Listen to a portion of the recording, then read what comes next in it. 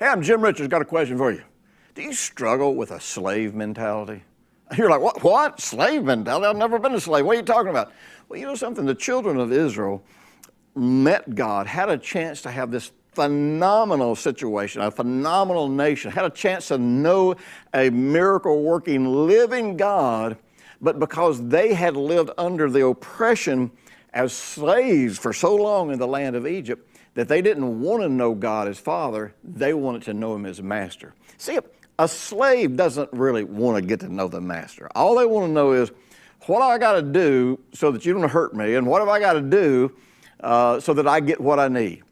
And you know something? That's how most believers think today.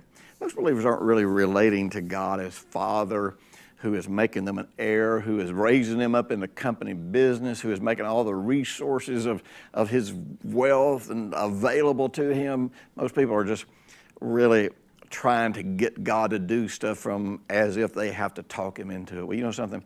God doesn't want you to feel that way. God wants you to connect to Him as Father. And the truth is, you're not ready to pray.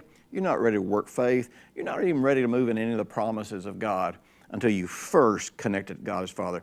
If you will click below this Thursday, I'm going to pop you an email. It's going to have a link to a short message. I'm going to talk to you about connecting to God as your Father and the difference this is going to make in how you walk out into the world, how you face the world, how you deal with life, how you make decisions. I'll tell you something, very few things are going to affect you and how you feel about yourself and how you face the world as much as connecting to and experiencing God as your Father. So be sure, click below, and I'll talk to you this Thursday.